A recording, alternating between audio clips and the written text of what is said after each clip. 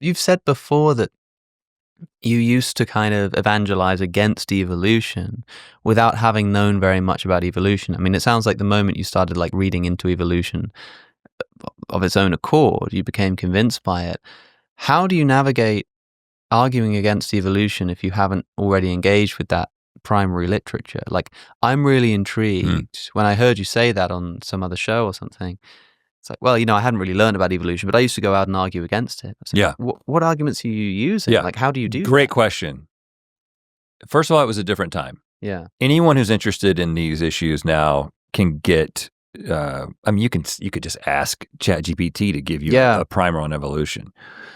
But all I had was, there was a few books, but one I remember, there was this, I can't remember the author's name, but the title was Icons of Evolution. Mm-hmm. And it kind of talks about the quote unquote best arguments for evolution, and he talks about why they're all corrupt. Mm-hmm.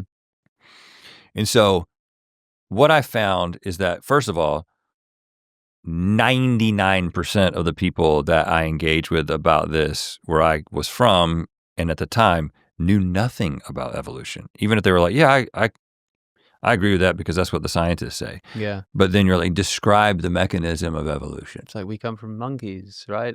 Well, I had read enough to say things like, okay, so you're saying that the primary raw material of evolution and through natural selection are genetic mutations. So give me an example of a beneficial mutation. And at best, your beneficial mutation just causes a change in color. But give me an example of a new species. Yeah. That doesn't happen. That stare is quite right. It's quite intimidating. Suddenly I'm like, I'm thinking, is evolution true? I don't know. Right. Man, I don't know, man. And so I just had those back pocket, and then I would say things like, take for instance, if we took all you have this concept that you put organisms into different environments and they suddenly become, they adapt to different environments. Mm-hmm. But what if we were to take all of the dogs in the world and put them out into the wild? What would happen? We would have a convergence to a type of canine that could survive in the wild. Mm-hmm. And it wouldn't be my little poodle, and it wouldn't be the Great Dane. It wouldn't be these extravagant dogs that we have created through artificial selection. It would be the one that adapts to the environment, and that would probably look like a wolf. Mm-hmm. End of story. Evolution doesn't happen. And most people who don't know anything about it are like, oh, okay, I guess it doesn't happen. Yeah, it's easy enough to do when somebody really, really just doesn't know. Because I think most people are at that position where they kind of know that evolution is this thing and it's got something to do with genetics and environment selection, but all you need is like one good counterexample or question that can't be answered, along with that confidence. Yeah. And those eyebrows. Yeah, the eyebrows are key. The eyebrows and the confidence, and there's something about the fact that you're doing this kind of professionally as well. Like if they know, oh, this is a guy who's part of this organization and whatnot, they're probably thinking, even if I had an answer, he'll have heard it because he does this every day. Right, and so like there's just something about that confidence which is going to be quite off-putting for people. But presumably those questions start to get answered for you by the reading that you're doing. And was it, you said it was Francis Collins' book. Is there a moment where you're reading it and like your mind goes to those apologetical arguments that you make and you're like, oh, that doesn't work anymore. I'm like, this, there's not an explanation for this. And of course, you can do that. You can, every single one of these things, there's a page on the Answers in Genesis website for everything that we could talk about related to evolution. So they've got their perspective on the second chromosome and the fusing of that chromosome. Yeah. They've got their perspective on these retroviruses. And I think I was getting to a place where I no longer, I would essentially, I read their responses and I was just like, this can't be right. Like they have to be wrong about this. Like this is not a good faith argument. This is not a good faith answer, And that's when it started dawning on me that, okay, I began to notice a pattern, and I think maybe I didn't even realize I was noticing a pattern yet, but this is the pattern that started then and then propagated itself throughout my entire deconstruction. And that is, there's a type of answer that someone gives when their allegiance is to the truth that they need to be true. And there's a type of answer that people who are actually interested in the truth give. And what I kept finding is that Christian apologetics, really consists of people who are like, well, the truth cannot be questioned. The truth, we've predetermined that this is true. And now we've got to find a way to buttress that truth.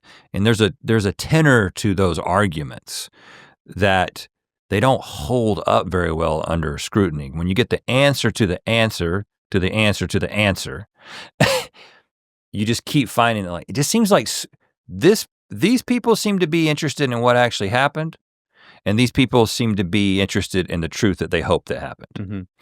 And that was a huge flip for me because again, as a Christian, what I thought is we have the truth, they have the desperate attempt to be anti-God, right? We were taught that these evolutionists, these professors who are teaching this kind of stuff, they're sinful, they're deceived. They desperately don't want God to exist. So therefore they got to come up with these ideas in order to explain them away. Mm.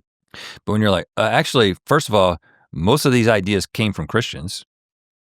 The age of the earth, these geologists back in the day, these were just most people were Christians. It's just the fact of the matter. And they were like, oh, God must have done it in this way. Yeah. And then when they find evolution, okay, God must have done it in this way. And so the scientific stuff, there were plenty of people who taught me it's okay, you can believe that. You can be a theistic evolutionist. You probably still need to believe in a literal Adam and Eve because the atonement still needs to make sense. Original sin's got to make sense. And I was like, okay, yeah, those arguments seem like we're just trying to marry two disparate ideas. Yeah. But I was like, okay.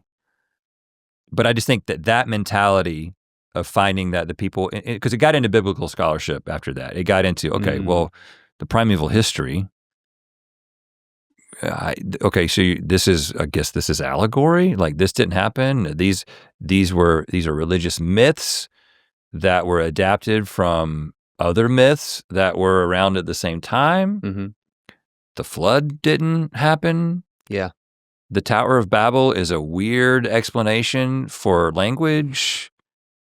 I started seeing all that, and so I was like, okay, now my entire view of the beginning of the Bible is different. And again, I would go to the apologetics answer, and I would be like, one person seems to be, like the critical scholars actually seem to be like interested in what happened. Like, why did these people write this? Why is it like this? Where did this idea come from? And then the Christian apologists seem to be like, well, we know it's God's word, so how do we prove it? Mm-hmm. And it just kept creeping closer and closer to Jesus. And I had this this happened, this was years, right? Because I was like, well, I'm not going to stop believing in Jesus. You can have these weird ideas about the Old Testament, but like Jesus is different. I mean, I have a personal relationship with him, and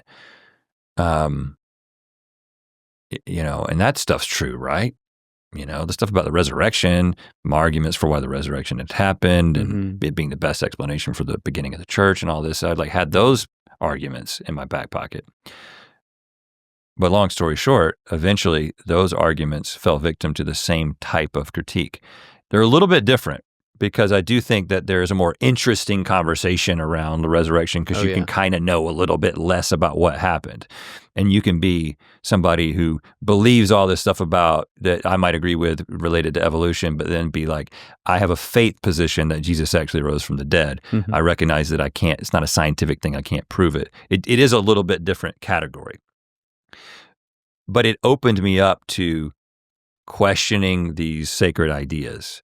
And it's just the most sacred idea of all that Jesus was the Son of God who raised from the dead eventually was the last domino to fall. Wow.